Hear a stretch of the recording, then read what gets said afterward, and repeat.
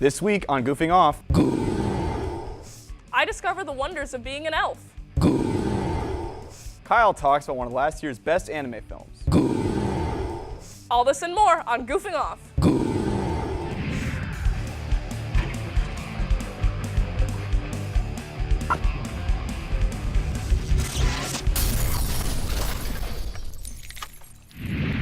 Oh, well, I guess we're back into the light and have been reanimated. And you know what that means? I can finally see my family again. No, it means it's time for another episode of Goofing Off. I'm Becca Tyler. And I'm Drew Brown. Well, you know what? That's all right, too. And you know what goes great with Goofing Off? A heaping amount of self-doubt? No. Tombs and red fruit. Well, looks like Colin's talking about Tomb Raider on Magic Strawberry. Up next.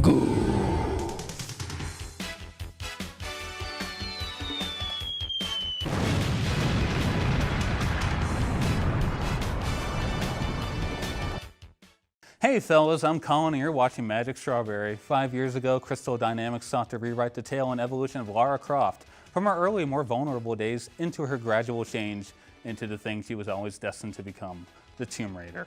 In doing so, they have arguably crafted the most compelling depiction of Lara yet, with a combination of a more grounded approach, introspective storylines, and the grand spectacle we've come to expect. Crystal Dynamics has managed to breathe new life into this franchise, with this latest installment being the presumed end of this trilogy.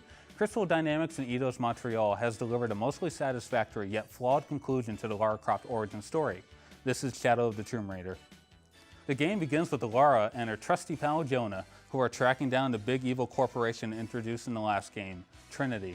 They've managed to track down Dominguez, the leader of Trinity's High Council in Mexico, and while investigating nearby tombs and temples, Lara happens upon a mysterious and ancient dagger. Despite every warning not to take the dagger, Lara does so anyways to prevent Dominguez from grabbing it first. In doing so, she triggers the Mayan apocalypse. After a coinciding tsunami ravages the landscape around them and leads to Dominguez stealing the dagger, Lara and Jonah must track him down and prevent the world from falling under a perpetual solar eclipse. All while Lara comes to grips that it was her pride and negligence that caused all of it. While the first two installments of this rebooted trilogy were combat heavy, Shadow focuses more on platforming and exploration. Living up to the series' namesake, the actual raiding of tombs and crypts is more present here than it ever was before. The atmosphere and design of all these ancient tombs is simply breathtaking, and the puzzles are as difficult as they are clever. I can honestly say that these are my favorite parts of the game, and the gear you get for completing each tomb make it all the more worth it. Other side missions are not nearly as worthwhile as they mostly consist of fetch quests and zone clearing. Although some tie into the narrative a bit, they just feel half-baked. The traversal and platforming mechanics are also solid yet lacking any noticeable innovation. These aspects of the game takes an even bigger page from Uncharted this time around, but this isn't necessarily a bad thing, especially when considering the massive and thrilling set pieces this game has on display. I also enjoy the incorporation of Inca and Mayan mythology, since I feel that these ancient cultures aren't explored enough in any medium, and the vast Mesoamerican landscapes of southern Mexico and Peru never fail to amaze. Though parading around in dense jungles and small villages does get a bit tiresome. Also, there were several noticeable frame rate dips and glitches, even on a PS4 Pro. As for the combat, it's sparse and primarily stealth-based. Speaking of stealth, there are new mechanics this time around that allow you to smear mud on yourself so that you can blend into walls, as well as nearby vegetation. And there's also a variety of stealth takedowns you can perform. Lara is capable of killing men in a whole lot of ways now, as she's practically a mass-murdering machine. A far cry from how vulnerable she was only a couple games ago. Even with the new mechanics, however, the stealth is still too simple. Too often can you pick off people individually as they inevitably splinter off from their groups, as well as more than a few cases when I should have definitely been caught as I murdered someone's comrade right before their very eyes. And as I mentioned before, the combat is shelved in favor of other facets of the game, and it's reserved mostly for sequences at the end of the game, where we're still being introduced to new weapons and core mechanics, which I must say is sloppy structural design. Lara's character is also a bit all over the place, and sometimes you feel like you're playing as different people altogether. At one moment, Lara is a total narcissist who puts others at danger while trying to meet her own ends. And the next, she's a shy, introverted, and at times introspective character who feels inexplicably humbled and down to earth. And after that, she's murdering dozens upon dozens of people without a moment's hesitation. Perhaps Lara became humbled after Jonah made it a point to remind her that it was her fault for putting the world's well-being at stake because of her unrelenting ego and ambition. But it never gets brought up again throughout the entirety of the game, so it doesn't feel earned. In fact, a few things that are introduced don't get brought up all that much once the plot gets moving. But despite several inconsistencies, it is the relationship between Lara and Jonah that serves as the emotional anchor this game needed. And the voice actors absolutely kill it in a few drawn-out scenes early in the game. Shadow of the Tomb Raider is sometimes your average Indiana Jones type adventure involving ancient ruins, MacGuffins with world-ending capabilities, and hidden cities, but it is a game still worth playing, especially for people who have been fans since the reboot began. And although the game is sometimes marred by plot holes, technical issues, character inconsistencies, simplistic combat, and plot points that simply aren't followed up on, Shadow of the Tomb Raider still serves as a satisfactory conclusion to the series, with its gorgeous visuals, fun crafting system, excellent platforming and exploration, massive set pieces, and not to mention the tunes. I give Shadow of the Tomb Raider a 7 out of 10.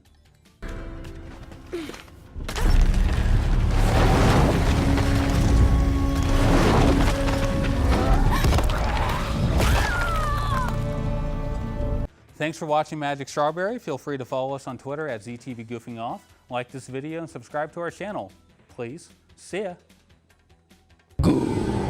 Alright, I'll just get right to the point. We're doing pointed ears on Create Your Character. What's up, nerds? I'm Becca Tyler, and welcome to another episode of Create Your Character. For this episode, we won't be creating a whole character, just learning how to create a specific feature that can be used on a multitude of characters. If you've ever wanted to cosplay as an enchanting elf from Mirkwood in Lord of the Rings, Link from the Legend of Zelda franchise, or you just wanted to create your own character, you'll more than likely need some pointed ears to create the look. And that's what I'm going to be showing you today. Now, enough of my talking, let's head to the drawing board. So, first things first, since we will be dealing with using special effects wax, you're going to want to secure your hair back as much as possible to make sure none of the wax gets stuck in your hair. I'm going to be using a wig cap and a headband. Wait a minute, this looks familiar. To make the ears, we will be using special effects wax. This stuff sticks to skin very easily, so to make sure it doesn't keep sticking to my hands or my fingers while I'm creating the ears, I'm just going to apply coconut oil to my fingers and continue to apply it during the wax shaping process. Next, take a ball of the wax and roll it into a cylinder shape, and then fan out one of the ends so it looks like a T shape, or in this case a very tiny hat. Take the flat part of the wax and fold it over the tip of your ear to anchor it on. The next part gets a little tricky because this is where you actually start making the ear. You can make the ear any shape you want, any size, but to make the ear look as realistic as possible, I have a couple tips for you to keep in mind. Number 1, make sure you have the wax follow the helix of your ear. You know, that little fold that goes over the top of your ear? Do that so that the prosthetic looks very fluid and natural. Number 2, as you work on shaping the wax, make sure you are smoothing down any rough spots and outer edges so it doesn't look like you have a big glob of wax piled on top of your ear.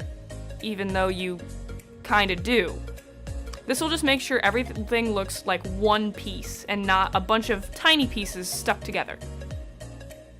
Number 3, take your time. Special effects wax doesn't harden or permanently stick to your ear, so you can take as much time as you need and don't stress out. After everything is shaped and smoothed the way you want it, go ahead and take some liquid latex and add a layer or two of that over the wax and the surrounding areas using a makeup sponge. This will keep the wax in place and will make it less likely to get bent when you're wearing it. Next, add a layer of powder or cornstarch to take away the shine from the latex. After that, add some liquid foundation to the wax as well as the other parts of your ears without any wax on it to make sure everything is the same color. And then for good measure, slap on another layer of powder.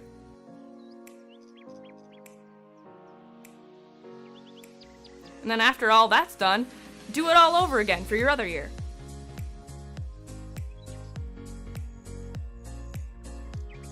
And if you did end up getting wax in your hair, a little shampoo goes a long way. Well, that's all I have for this episode. I hope I didn't give you too much of an earful. If you have any questions, comments, concerns, or want to suggest the next character I do, don't be afraid to tweet me at ZTVGoofingOff with the hashtag #CreateYourCharacter. Remember, I'm Becca Tyler, and I'll see you the next time around on Create Your Character. Alright guys, we'll be right back.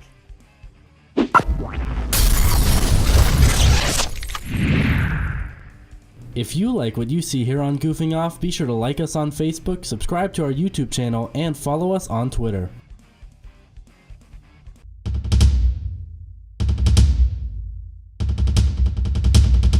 You're watching ZTV.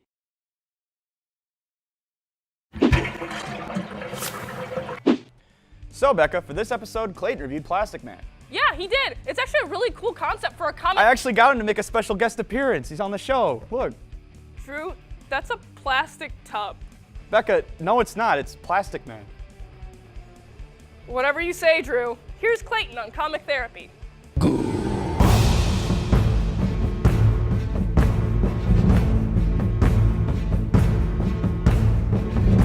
Comic Therapy. The viewers, my kind of people, how you been? I've missed you. And in case you're new here, hello, my name's Clayton Schrock, and welcome to Comic Therapy. Here, we talk about comic book issues. There's a joke there if you look hard enough. Hopefully, you caught my last episode where I talk about one of my all-time favorite heroes, Moon Knight, and his all-new, all-different series. If not, then go check it out after this. As for today, we're going to be talking about an incredibly powerful comic book character. See if you can guess who. They're an orphan. They got their powers from a mysterious chemical, and they can turn into a car? A car, you say? Yes, a car, says I. Let's talk about Plastic Man. Plastic Man's first appearance was in Police Comics #1 during the Golden Age. He was originally made by Quality Comics, but later purchased by DC when the company went under. Plastic Man hasn't seen as much solo page action as some of the other members of the Justice League, but the stories he is a part of instantly become 100% better, 50% more plastic, and I guess 2% more man. You know, there aren't really as many female heroes as you think. Like many comic book characters, there are retellings and various origin stories for Plastic Man, but I'll be going over the Jack Cole Quality Comics version because for the most part, the first half has been followed by more recent series. Plastic Man, real name Patrick Eel O'Brien, became an orphan at the age of 10 and grew up on the streets, leading to a life of crime. As an adult, he joined a gang, and during a robbery, O'Brien was shot and covered in an unknown chemical. The rest of his gang left him for dead, but Patrick managed to run out into a nearby mountain and found a safe place to pass out. While unconscious, a monk carried O'Brien to his house in the mountains, and there he helped him recover and even turned away cops looking for O'Brien because he sensed good inside him. O'Brien awoke to discover that chemicals had entered his bloodstream through the bullet wound and gave him rubber-like powers. Plastic Man was thankful for what the monk had done and promised to use his powers to help the law, and he became a hero. Other DC versions follow a similar story, but some make Batman the one that injured O'Brien the night of the robbery and later convinced the court to let him go and allow him to fight for justice. Man, good guy Batman always looking out for you. If I ever get covered in a bunch of mysterious chemicals, I hope it's by good old B. Wayne. Earlier, I slyly said that Plastic Man is incredibly powerful, and with a name like that, you may be asking me why. Yes, in many ways he's just like Mr. Fantastic, Miss Marvel, and Elastigirl from The Incredibles, but in other ways he is so much more. Plastic Man's body is in an almost liquid-like state, but he has full control over every movement. Many times in both comics and several cartoon shows, we see Plastic Man change into a fully functional car and other things like planes, houses, or weapons. Even at one time he became a part of Batman's utility belt. Other powers include his ability to change his density, size alteration, meaning he can shrink down or become the size of a building. Take that, Ant-Man. Invulnerability, regeneration, super strength, and telepathic immunity. Plastic Man is able to get shot and just push the bullet back. He can regenerate when given enough time, and he can move his brain and other organs throughout his body like a liquid. In one comic, a villain tries to rip his heart out, but is unable to locate it because it doesn't exist in one solid location. In another comic, we see Plastic Man after he spreads his molecules across the ocean floor and lived like that for over 3,000 years. Plastic Man is one of the few some put on a power level similar to Superman. In fact, if it wasn't for Superman's frost breath and Plastic Man's weakness to extremely cold temperatures, Plastic Man could easily beat Superman 5 times out of 7. I made those numbers up, but you get the point I'm trying to make. In an Injustice series, we even see Plastic Man walk up to the big man himself and threaten to release his son, or else things will get serious. Later in this series, we see Plastic Man take down the Flash with just one hand and sneak his way into a prison kept miles under the ocean, where all the baddest of the bads are kept. Plastic Man, using his wits, humor, and strength, end up breaking everyone out and taking down the entire prison. In this series, Superman's the bad guy, so Plastic Man doing all of this is actually good, kinda. Okay, so some of the people he breaks out are villains, but not everyone's perfect. When it comes to the cheesiness of Plastic Man, it doesn't take a lot of reading to find the bulk of the cheddar, and I'm not talking money. For one, his name is Plastic Man, enough said. 2, his origin story is nothing outlandish in the world of comic books. And finally, the way his character acts. But DC is not only aware of this, they embrace it, and I love every bit of it. Plastic Man is one of the main sources of comic relief. No matter the conversation, he is just one head-stretched panel away from a quick joke. In many stories, we see that he uses this to hide his deep-down fears. Even when he's about to die, we see him make a quick joke about the entire situation. My favorite thing about Plastic Man, aside from his overall humor, is the way he's drawn. Plastic Man is very aware of his powers and is almost always using them. Even his superhero disguise is just a pair of glasses, but he also makes sure to shapeshift his face so he's unrecognizable to anyone as Patrick Eel O'Brien. Almost every panel with Plastic Man has him snaking about or creating weird shapes with his head and body. All of this just adds to his humor style and it's beat into the ground. Many readers even hate Plastic Man because of how one-dimensional he seems, but I love him because he never lets off. The artists know to draw him in your face and always is a bit of a pain, and personally, I relate to that. Before I wrap up this episode, let me stretch it out a bit with a Guess That Mask. Last week, I gave you this close-up image of Bagman, a version of Spider-Man where he joins the Fantastic Four and dons a paper bag since the Fantastics don't wear masks, but Peter wanted to keep his identity safe. Here's your new mask. If you know who it is, or you just want to take a guess, be sure to leave a comment or tweet me with your answer. That's all I have for Comic Therapy. If you have any comic book characters or issues you'd like to see me cover, be sure to tweet me at ZTV Goofing Off with the hashtag Comic Therapy. My name's Clayton Schrock, and I look forward to seeing you next time.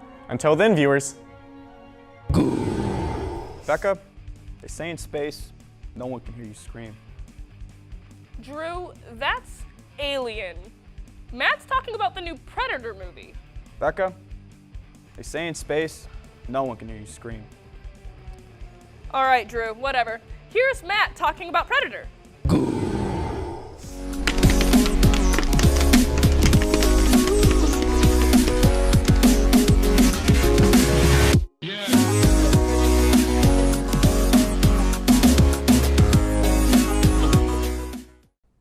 Hello everyone, my name is Matthew Reed, and welcome back to Movie Snobs. This week I want to talk about a more recent movie, one that's still in theaters at the time of this review. Now, unlike my last review, I'm split pretty even down the middle about this movie, and find myself sometimes leaning towards either side of what I liked and disliked about the film. So without further ado, here is The Predator. Following the same vague order I had last week, I'll start by talking about the humor in The Predator. The movie was funny for the most part, though there was a clear divide between the humor that was ad-libbed and the written jokes. The ad-libbed humor was entertaining, as you could see that in these instances, the director was taking a step back and truly letting his actors shine. Though some of the scenes dragged on a bit with the jokes, they were still entertaining to watch unfold upon the screen. The next thing I will bring up is how much I enjoyed the action in this movie. I thought it was well paced throughout the movie, ensuring that there was never a dull segment of the movie where you were tapping your foot, waiting for the next slice and dice. They played well into the sheer brutality of the Predators, as well as keeping them tactical and stealthy when it was required, not relying on one of the two too heavily. I really enjoyed the brutality and savagery of what these extraterrestrials are capable of, and this film filled my full appetite. I'll give it that much. Segueing from the action, I want to talk about probably the most important part of the positive portion of this review, the effect the movie had on me. Now, don't get me wrong here. I didn't have some epiphany on life or great realization after watching this. It wasn't anything like that. It was the actual fear that welled up like a peach pit in my stomach that made me dread the Predators from finding our human protagonists. There are very few surprises in this movie, going so far as to be predictable when they'll show up, and yet every time I knew they were coming, I got a nervous chill that ran down my spine. A chill I hadn't felt since I was on my couch, a young lad at the age of 7, watching the original Predator with my dad while Mom was out of town, and only because she was out of town. A feeling that I probably wasn't ready for back then, and that I definitely wasn't expecting to have in this newest installment. A feeling well-deserved. Now that I've gone into the positives of the movie, I want to dig into the negatives. Though there are many more negatives than positives here, I think that it should be said that the quantity of cons should not outweigh the quality of the pros. So for this segment, I will be going over things a little more fast-paced. I also want to give a spoiler warning here, as I will be divulging one or two minor yet unrevealed details from the trailers. First thing that I'm going to touch on here is the humor. And I know that I've gone over the humor and said that I generally liked the ad-lib jokes here and there, but the written ones were awful. They were poorly timed to a point where it was a bit cringy and drawn out to the point where me and my buddy who were watching the movie just wanted the scene to end, like it was distracting us from the story. Yes, they used some of the old lines from the previous movies as a shout out to the past, but they just weren't well done. The next egregious error that this movie makes is that the character's success and failure is so heavily based on luck that it's impossible not to acknowledge. Things like shooting yourself in the foot with a tranq gun, or being put with a random group of psych ward veterans that just so happens to have a perfect set of skills so that no two soldiers are alike and all of them act and feel like experts in their field. Things like that just can't be ignored. Why would a predator who has moved from tree to tree all movie and most previous movies all of a sudden start walking on the ground just to spring a trap? So much of the success of these characters relied so heavily on luck that when things like that happened, I watched several other moviegoers put their palms on their faces in disgust. While I'm on the subject of characters, I want to mention how unmemorable some of these characters are. I can't even remember the name of anyone besides the main character and one of the supporting roles out of the 8 which were even given names. I have seen this movie 3 times to date, and I still only know 2 of the characters. When you make the characters unmemorable, then you cheapen the experiences and the feelings the director intends us to feel.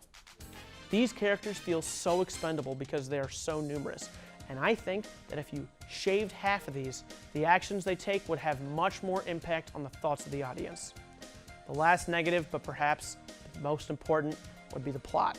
Before this movie, I rewatched all the Predator movies, I delved deep into the wiki pages, and even the extended universe comics to prepare for this movie. Now that I've done all this and seen the movie, I can say I honestly didn't need to do any of that. The only relation to the other movies is small mentions or acknowledgments in the form of strictly fan service. The plot went off the rails a little bit, and while I can't get into too much detail, it didn't do anything new or unexpected and cliched itself into oblivion. Sometimes a new direction doesn't always mean that it's a good direction. I give it a 5 out of 10. Well, that's all the time I have for today, but let me know what you think by tweeting me at ZTV Goofing Off using the hashtag MovieSnobs. Until then, I'm Matt Reed, and this has been Movie Snobs.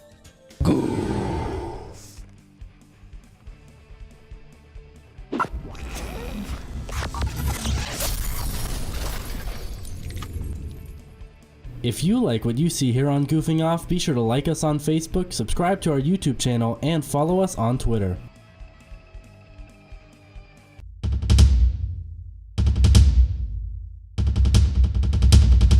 You're watching ZTV.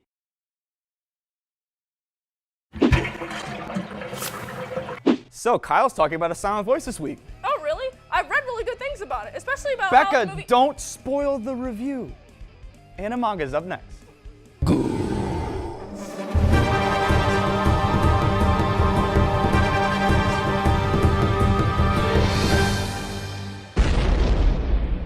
Hello anime and manga fans, I'm Kyle Glockner, and welcome back to another episode of Animanga. I've always loved watching anime movies a bit more than a full series because not only can you experience an entire story in such a condensed amount of time, but more often than not the animation budget is much higher for films, which means the studio can really go all out when animating the story, with my favorite example being Studio Shaft's animation of Kizumonogatari. Now, on a side note, I've always been a fan of Kyoto Animation, especially one of the more recent series, Violet Evergarden. So when I heard KyoAni was adapting a series that had gotten a lot of praise when it was just a manga, I knew I had to see it. So today, I'll be reviewing Koe no Katachi, or as it's known in English, A Silent Voice. People try to put us to down, talking about my generation, just because we get around, talking about my generation. A Silent Voice begins with Shoya Ishida taking care of some business before heading over to a bridge where he planned to kill himself. However, after he comes to his senses right before he jumps, he recalls his elementary school days where he met Shoko Nishimiya, a deaf girl who transferred into his class. Due to his indifferent and slightly rebellious nature, Shoya joins his classmates in bullying Shoko on a daily basis. However, once the principal got involved, Shoya got singled out as the bully, while his classmates denied their involvement. This led to Shoya being a social outcast for the rest of his time as a student. When we arrive back in the present, Shoya, now in high school, ends up meeting Shoko once again, and we see an unlikely friendship blossom between them. Now I know that's a lot to take in, but this is all important establishment for the events later in the story. A Silent Voice might come off as an average coming-of-age tale, but I feel like the story, particularly in the characters within that story, are what set it apart from other shows or movies. For starters, I feel like A Silent Voice really captures the aspect of how different people grow up very well. You can really see the difference in the thought and motivations of elementary school Shoya and high school Shoya, but also the rest of his classmates as they grow up. In elementary school, no one really thinks about the consequences of what they do. They just want to entertain themselves, and if they do that by picking on a deaf girl, then that's what they'll do. No one really thinks about how Shoko feels or how much trouble they cause her and her family. But now that Shoya has grown up and matured, he's able to recognize just how mean he was to Shoko, and he genuinely wants to make things right. But we also see this in Shoya's classmates that we meet once again. Each of them is changed in their own way, such as his friend Naoka, who apologized for throwing Shoya under the bus, but is very blunt about her hatred for Shoko. We also see another one of Shoya's classmates, Miki, who completely denies her involvement in the bullying. Seeing how each of Shoya's classmates reacts to the bullying and meeting Shoko again really helps to make each character feel alive with their own sense of morals and adds complexity to their thoughts and actions. But above all, we get to see how Shoko herself responds to meeting those who traumatized her. Rather than holding a grudge and being bitter, she chooses to try to put the past behind them and become friends with everyone, and that really goes far to show what kind of person Shoko is. Putting the story and characters aside though, I feel as though I need to talk about the production of the movie itself.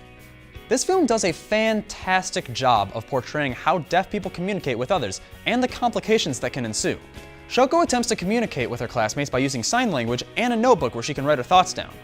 However, not many of her classmates understood sign language or bothered to learn it for that matter. On top of that, there are certain nuances and speech quirks that are difficult to translate into writing, which make it really hard for anyone to explain things to Shoko, and even harder for them to understand her. To give an example, there's one scene where Shoko tries to clean nasty messages from Shoya's desk after the class starts making him the subject of their bullying. Because he can't understand Shoko, he misinterprets her actions and gets into a fight with her. I believe this one scene perfectly captures the communication barrier between the deaf and those who are not. To note one more thing, in the English dub of the movie, deaf actress Lexi Cowden was cast as Shoko. I cannot stress enough how much this enhances the English dub of the film. While Sayori Hayami's performance in the Japanese dub is fantastic, Lexi Cowden's performance is enough of a reason to go check out the English dub of this film. Overall, A Silent Voice is a beautiful film and one that I can definitely recommend. In my personal view, it's second only to Your Name. And after you watch the movie, go ahead and check out the manga. It sits at 64 chapters, so it's a great way to experience the story at a slightly slower pace. A Silent Voice was directed by Naoko Yamada and animated by Kyoto Animation, while the manga was written and illustrated by Yoshitaki Oima. Like I said, if you have a chance, go check out A Silent Voice. But that's all the time I have for today, so let me know what you think by tweeting me at ZTV Goofing Off using the hashtag Animanga. Until then, I'm Kyle Glockner, and I'll see you next time on Animanga. Hey everybody, I'm Breakstream Break, your captain of cutting to commercials, and welcome back to another break.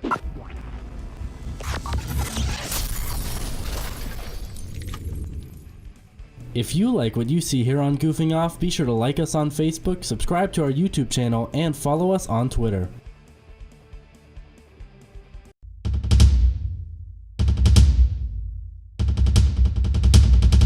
You're watching ZTV.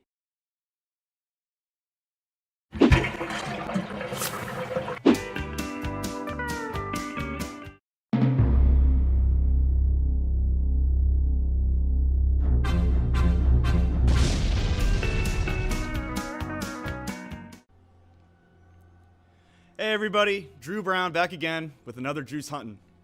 And today we are going to tackle another Dangerous Hunt. The actually 2011th game in the Cabela's Dangerous Hunt series.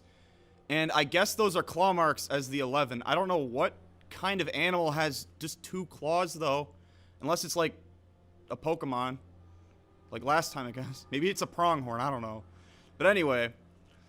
So I booted up the game. And this is the title menu. This is the beginning menu.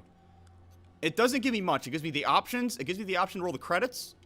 And it gives me just a bear with glowing red eyes and a giant paw with, looks like he's just eaten a lot of tomatoes in his mouth. Like he's got a red mouth. He's gonna do some bad things to me, like murder me.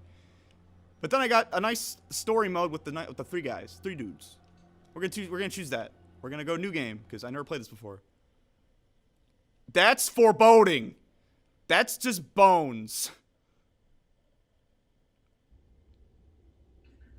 Keep your voice down. 1982. I don't want this thing to hear us coming. All right. Headlamps on. What? What are these dinosaur bones? What was killed in here? Get a load of that. Why are there cavemen drawings on the ceiling? I was told this game had a campaign mode, but I didn't know it was this strong. Let's go examine these dinosaur bones. Like, I'm starting to get a bad feeling about this job. Me too, sir. Not paying us enough. What was that? What? Is something laughing at me? I don't have they have firearms, I don't. Sir? Take it easy, Sir? Becky. I don't believe. Oh, no, in he's freaking fairy out. tales. It's probably just. Can I? Kill the lights. What kill the lights? That's a bad idea. That's a. See? Is that Jack Black? No, Jack Black! What? Is that the thing from Dark Souls?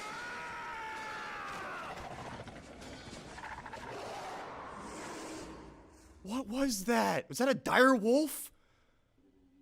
It had been years since I'd last set foot on my family's land. Wait, am I a different My person? father was never an easy man to get along with. But I knew how much this hunt meant to him. I had no idea what was waiting for us in those The cold woods. No idea that my life was about to change forever. How? I just started. I'll be real with you guys. I started this segment just to create some goofy, like, little hunting games. This guy says it's gonna change his life forever. I don't know if I can handle this. I thought I heard the wind say something about picking up a sandwich before we hump all the way out here. I don't know what passes for hunting with those yahoos in town, but up here we do. Yeah, we do things different. We make our own sandwiches No with our jive, own and meat so help and me, cheese and if I lettuce. hear that cell phone of yours go off. Whoa, whoa, whoa! Point, Cole. I just How like long instant has it transmission like 2 feet in front of me. I'm sorry, Gramps. Why don't you start with some target practice? Put a few rounds. What happened to downrange Gramps' with that new eyeball? rifle of yours. See if you remember What do I do? taught you. Do I have a gun? What? Do I have a gun? What's my objective? Hit back? Use the right stick to aim at the icicles and press right trigger to shoot. RB to reload. Okay. You wanted me to hit that? Whoa, instant transmission again. What? How did I get over here? I can't shoot Gramps. How did I get? Oh man. Oh wow. Okay. All right. Trying to aim for these like microscopic amoebas on the tree. Okay. What? What'd he say? I'm scared. I'm confused. How'd they get over there? Does my whole family have like weird teleport? They're still there. How did they do that? I can't shoot my brother. He doesn't look like a nice guy. Can I shoot this tree? I did. We own the land you're standing on, and everything you can see. One day, it'll all be yours. What do you mean? But only if you can prove yourself worthy of that legacy. I have to take the land from the You animals. Can start by showing. But Why's today my is grandpa your Odin? brother's Day. I tracked a 6x6 bull up here last night. He's yours. If You can tracked take him up it. here last night? Go on now. Tracked the elk? He tracked an elk, a male elk up here last night. That elk's not gonna stand here for 24 hours and be like, yeah, I'm gonna wait for this guy to shoot me. Hunter sense. What is hunter sense? I don't like hunter sense. What is going on? What am I experiencing? What am I looking at? It hurts my head to look at this. I don't want to. I'll just look at the tracks. Look, see? It's like, is that supposed to be like detective vision, but really bad? All right, I'm just gonna follow the path. This game doesn't look that bad though. Looks kind of like Skyrim, but better. Can I go in these bushes? Oh, I can. Oh. Ah! There he is. I guess that was it. I got him. I snuck right up on him. Not bad, bro. Well, that's a clean kill. Could be you got some of me in you Got him after right all, in the boy. rear. Quickly now. We need to do this fast. Why do we while have to the do it? blood's still warm. We have to do it fast? What am I gonna do? What am I gonna do to this poor creature? Am I gutting it? It's kind of gross. Oh, okay. Gross. Boy, that there is a delicacy. Breakfast is served. Fresh elk heart. I'm gonna eat the elk's heart? Do people do that? Can I try some? No, this here is cold. It's heart. my heart. I You'll killed get this yours when the time innocent comes. creature. I have to eat its heart. That's the spirit. Scent of a kill can carry for miles up here. They're just We gonna need let to that get one this boy ride? hung and dressed before something smells. Ah! Oh man! A mountain lion just showed up. The beefiest and buffest mountain lion I've ever seen in my life. He's all right You all though. right, Pop? I think Why did he Cole hurt just him? saved your life. You never leave a wounded animal running loose in the woods. Yeah, you saved my You life, shoot an but animal, don't you leave that shoot to wounded kill. kitty cat running around in the woods. No excuses, no exceptions. No, he's going into hunting mode. Can I shoot that berry? I did. Where's the cat? Is it in this obvious boss zone? It might be. All right. Oh, yep, there he is. Why is he so angry? During a kill shot, shoot the animal's vital. I have to eat that hard. That's not fair. Oh, well, okay. That was weird. That was weird controls. I don't like that. Oh, thanks for showing up, Looks buddy. like you're going home with 2 trophies today. Grizzly bears. Another bear.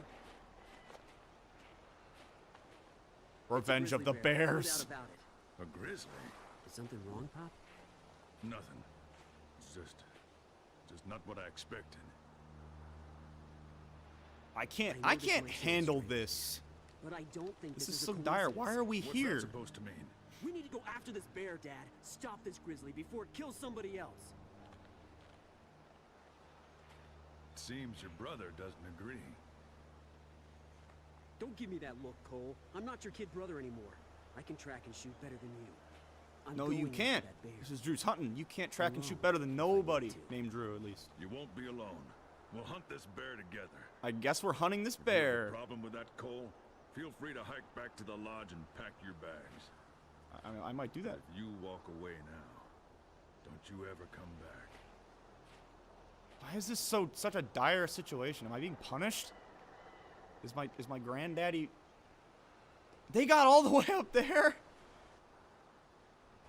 That's not how you hold a gun, sir. Uh-oh. It came from up there.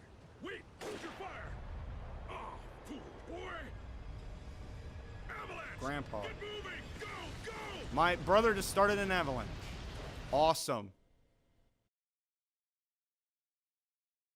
I guess that's the first mission. Wow, okay, well, I guess we're going to the next mission. What possibly could be in these? How could it top this mountain lion?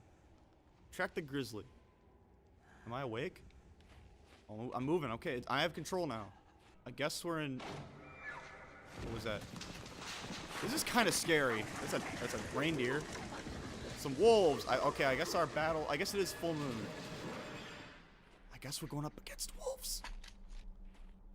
Another animal that can hurt me. We have to fight the wolves. They killed my family. Again last night. Really? Oh, you! Ah! Oh no, I'm falling. I'm just falling. Nothing yet. Oh no. The wolves!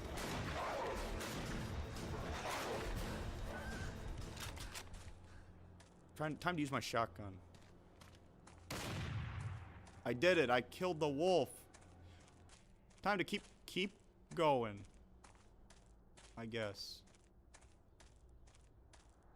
To this other clearing where the wolves are in the background. Can I get them? Oh, I got them. I got an achievement. Steady hand, great scope. I don't know what. Oh no. Time to no scope all these wolves. Except I'm gonna use a scope. Oh no, there's the big bad wolf. Literally. Time to choose my shotgun.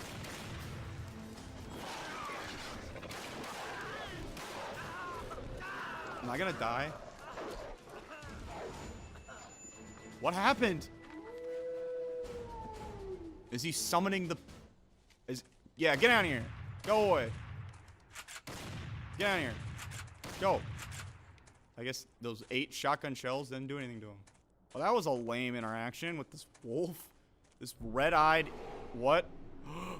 Is he coming? Oh, no.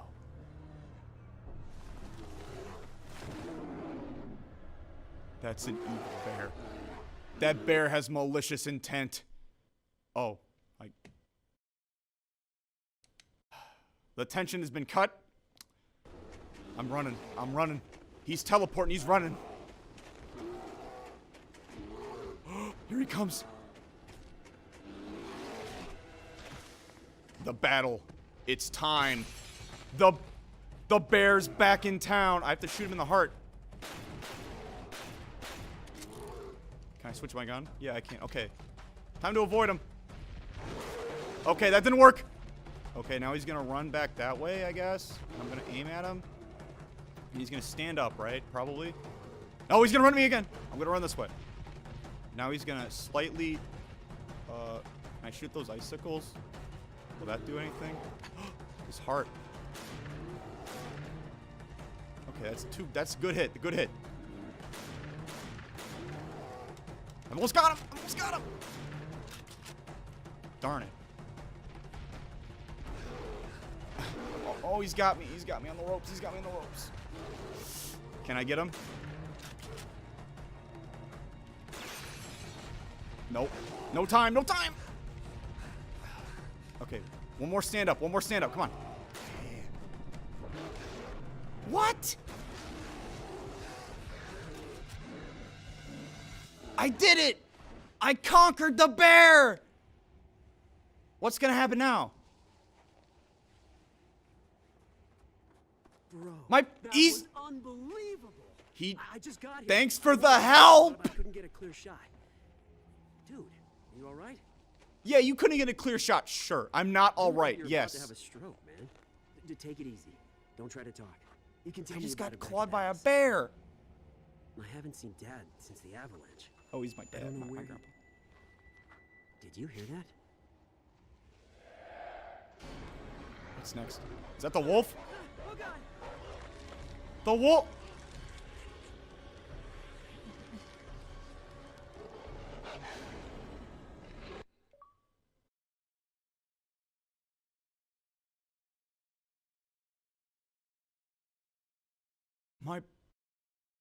My brother. Is he gone? You know, I got to my personal goal, which was to defeat the grizzly bear. I've defeated the grizzly bear. My brother, his status is unknown. Those two wolves, he could still be alive, right? Those wolves look like they were snacking real nice, but he could still be alive. And I've met my goal. Drew has met his goal here as to get his revenge on a bear tonight. I think I'm gonna call it. I don't think I can handle this much more of this game with its wolves and evil animals conspiring against the human population. All right. So if you have any more hunting games that you want to see me play here on Drew's Hunting, tweet me at ZTV Goofing Off with the hashtag Drew's Hunting. Until next time, I'm Drew, possibly brotherless. My own status is unknown at this point. I'll see you next time.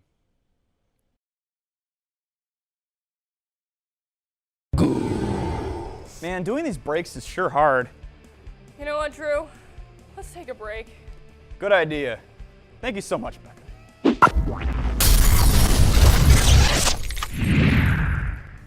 If you like what you see here on Goofing Off, be sure to like us on Facebook, subscribe to our YouTube channel, and follow us on Twitter.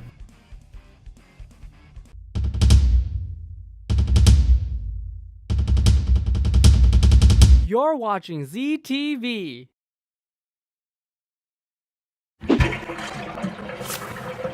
Becca, is it gamer time? Drew, it's absolutely gamer time. Cameron is up next with Esports Unzipped.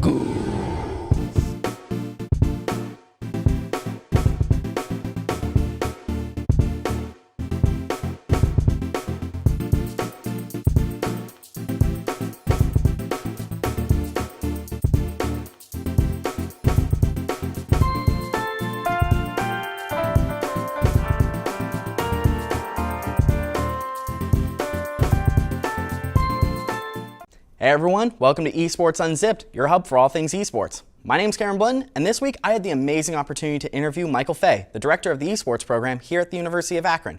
So without further ado, let's get to the interview. I am here with Michael Fay. Hey, Michael. Hi, how's it going? Good, how about you? Good. Happy to be here. Thanks for having me. So for esports, are there any repercussions similar to like physical sports? For example, like football players do face concussions when they slam into each other. Are there any similar things going on in the esports world? So there are some pretty minor considerations that they pop up a lot in the professional esports scene just because of how much time the players are spending playing their game. Every now and then you'll have a player who has a wrist injury, something like carpal tunnel or something like that. Other than that, I would say the major concern is actually something that should be a concern for most of society, which is just increased sedentary activity, right? Yeah. The average American worker is spending tons of time just sitting in place, either at their desk or something like that, or traveling, driving. And in the same way, a lot of the players do spend a lot of time sitting and not being active while they practice.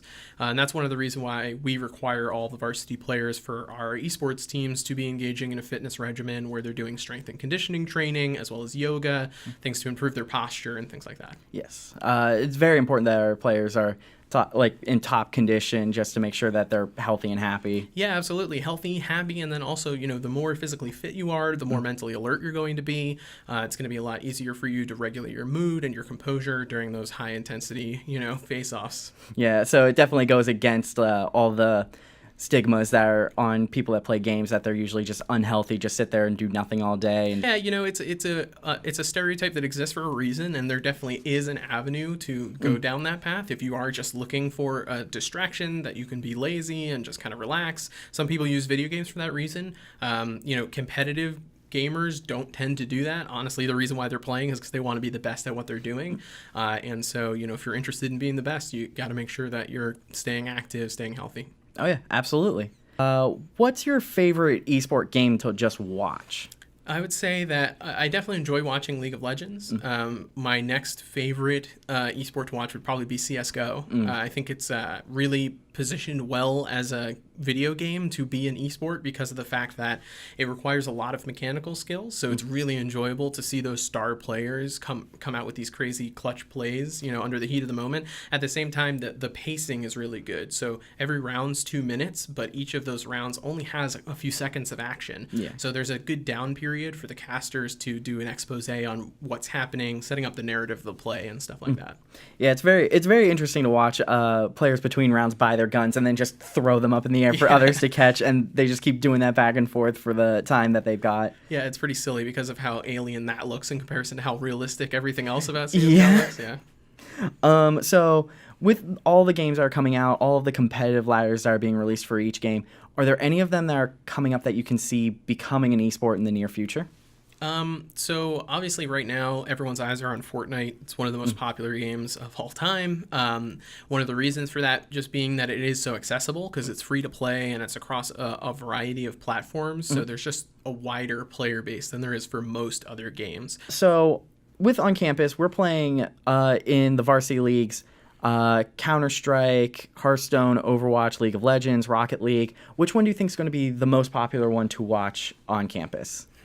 That's a good question. So there are a couple of factors that I think go into it. One is just the popularity of the games themselves. The most popular game, when we took a look at everybody who submitted a form on our website, we actually found that CSGO was one of the most popular titles. It was one of the reasons why we added it as a varsity esport. It was not included in the original list. But there's actually more students who mentioned it in their form than League of Legends or Overwatch, although it was very close. Yeah. So I think then after that, since with League, Overwatch, and CSGO being so close, it really is going to depend on who picks up, the most titles, who's got the best plays, that starts driving some hype with the student body. Our League of Legends team and our Overwatch team are going to be in their first LAN tournament next week at Harrisburg in Pennsylvania in the Harrisburg University Esports and Music Festival. And so we'll get to see them out there on the battlefield very soon and see how it goes. Do you have any advice for players that want to go to college and become an esports star? Yeah, absolutely. So there are 3 main criteria that as a coach I'm always considering whenever I'm looking at an applicant pool for any particular game.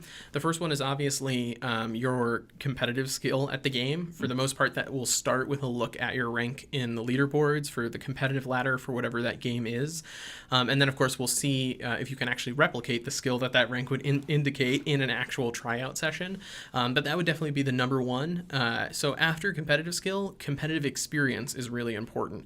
It's very different to be, at home in your room and you're playing a competitive game with a bunch of strangers as your teammates. And if they make you mad or they make you lose, then you don't have to play with them the next game. And you can be a very highly ranked player by playing that way. But it's a big difference from that to being on a fixed competitive team where if you feel like your teammate let you down, you have to play the next game with them and the next game. So we're definitely looking at people who have previous competitive experience, so we know that they can do that. And then finally, academic record is really important. If you're a highly ranked player but you failed almost in all of your classes, then that's an indication that when I put the pressure on you to perform in the game, it's likely going to disrupt your time management of all of your other responsibilities. So we're really looking for somebody who has demonstrated they're able to maintain that balance. I'd like to thank Michael again for giving me the opportunity to sit down and talk with him. It was an amazing time, and I hope to be able to do it again with him soon. Well, that's all the time I have for today. Have any questions or comments? Well, you can tweet me at ZTV Goofing Off and be sure to use the hashtag esportsunzipped. Also, I've got a show on 88.1 WZIP every Monday at 9 p.m. Eastern Daylight Time. So if this isn't enough esports for you, be sure to check it out then. And as always, I'm Karen Blenton, and I'll see you guys next time. Well, Drew, that does it for our second episode of Goofing Off. Yeah, Becca, these segments seem long, though. Drew, it really do be double the goof this semester. Oh boy, it really do. Until next time, remember to like us on Facebook, follow us on Twitter and Instagram, and subscribe to our YouTube channel for extra content. Until then, I'm Drew Brown. And I'm Becca Tyler. Thank you for taking the time to goof off with us. Well, Drew, that does it for our second episode of Sepisode. Drew, that's Alien. Matt's talking about the new Predator. The Predator. The Redditor. Brendan. The Predator. What were you just doing with I was the doing a little tongue? coochie coo. Sweet. Yeah! Bye, Plastic Man. I miss you. I didn't like my little hand thing that I was doing. This is Little dumb. All right. It's me, Plastic Man.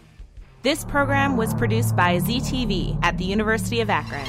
To find out how you can make Emmy-winning media, visit the UA School of Communication online. ZTV. Make media. Make a difference.